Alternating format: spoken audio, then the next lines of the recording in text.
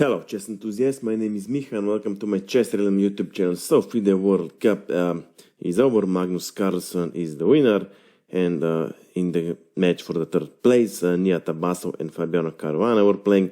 After the first two classic game ended up with each player winning one game, there was time for a rapid games, 25 minutes and 10 seconds increment. In the third game, Nijat Abasov had white pieces and he started with d4, knight to f6, bishop to g5, and we have the so-called Trampowski attack. Black continues with knight to c6, very rarely played move actually. Now e3, e5, white pushes pawn to d5, attacking the knight, knight goes to e7, bishop captures on f6, g-pawn recaptures, black has a bishop pair but worse pawn structure. White continues with c4, d6, knight to c3, f5, and now h4. White is intending to harass black on his weakened king side, but black is not afraid of advancing h-pawn and continues with bishop to g7, h5, and now black castles king side.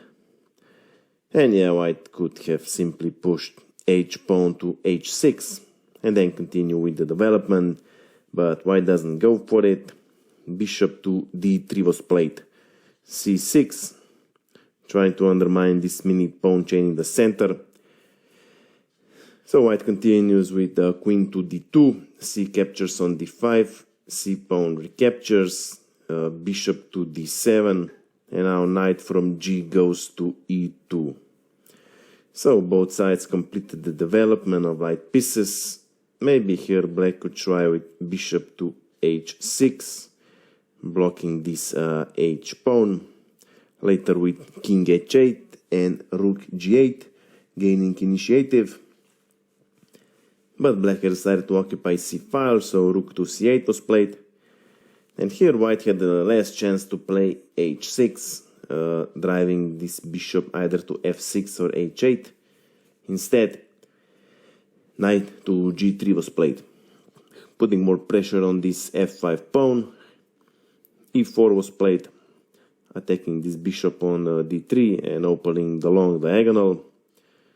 Bishop goes to c2, now b5. Black is taking action on the queen side. After b4, black attacks this knight, and after this knight is gone, pawn on b2 is for free. So bishop goes to b3. Queen defends pawn on b2 now. And now black plays queen to a5. Knight on c3 is attacked 3 times, defended twice. So rook goes to c1, further defending knight on c3. And now black plays h6, blocking white's h-pawn. And now white finally castles king side. And black continues with rook to c5. Preparing to double rooks along the c file, putting even more pressure on this knight on c3. And here white had an interesting move at his disposal, and that is knight from c captures on e4. If knight captures pawn on e4, queen is under attack, and rook also. So black more or less would have to capture queen on d2. After knight recaptures with bishop to b2, black gains the pawn back. But here white can trade more material, rook to c5, the pawn recaptures, and now d6, further pushing the pawn, attacking the knight. After knight to c8, pawn is attacked, but rook to d1 defense. If knight captures, after this knight on d2 is gone, both pieces are attacked. Black would still have a bishop pair, but white would have a lot of chances for a counterplay.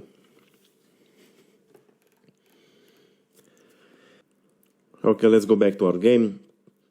So white had decided to play f3, trying to break through this mini pawn chain, but this creates additional weaknesses.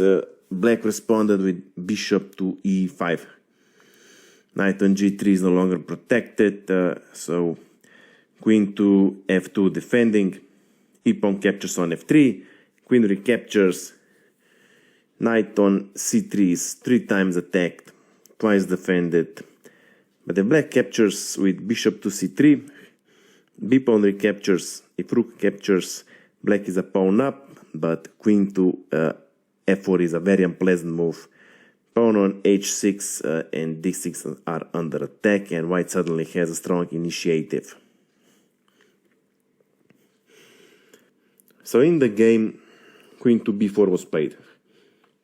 Now here, black definitely wants to double the rooks along the c file. Then knight on c3 would be 4 times attacked. And queen to h4 double attack on knight on g3 is also a pleasant option.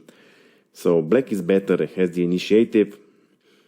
And in this position, white should have tried with knight from c to e2, immediately defending knight on g3, also offering the trade of rooks. True, after rook to c1, rook to c1, rook to c8, let's say that white trades all rooks. So after rook to c8, bishop to c8, now pawn on b2 is going to be captured. Knight to d4 doesn't help, simply bishop captures, e-pawn recaptures, queen recaptures.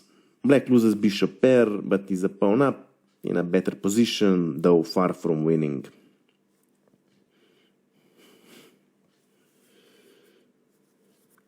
Okay, let's go back to our game. White has decided to play rook to c2, preparing to double the rooks around the f file. Black continues with a5, preparing a4, trapping white bishop. So rook to f2, creating an escape rook for a bishop. But now black, believe it or not, already has decisive advantage. Rook captures knight on c3. So black sacrifices an exchange, but if white recaptures immediately with b pawn, then queen to h4 is a deadly move. Knight on g3 is twice attacked. White cannot defend it with the other knight anymore. After bishop will capture on g3, f2 square is protected, and queen to h2 is a mating threat, which white can only avert with severe material loss. So in the game, knight captures pawn on f5. Knight recaptures. Knight is protected, so queen can recapture it. Instead, b pawn now captures rook on c3. Queen goes to h4, threatening queen to h2, mate in 1. White has a few ways to avert it. Queen to h3 is one of the possibility, but then queen simply captures, g-pawn recaptures, then probably a4, attacking the bishop. Bishop, let's say, to d1, then knight to e3, forking both pieces. Rook to e1, knight to d5.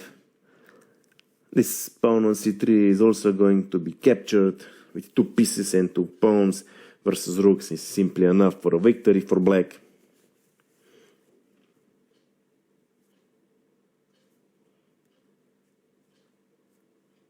In the game, white defends the mate with g3.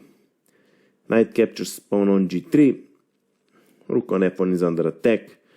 White plays rook to h2. Counter attack on the queen.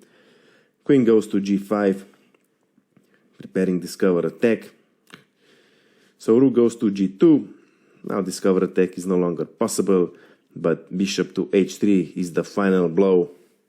One rook is going to be captured, and moreover white position is so bad that here in this position white resigned the game. So I hope you like this game. I hope you have learned something from it. If you have any questions, my email is below in the description. Of course, I invite you to visit my Instagram page. That's it for now, and see you soon.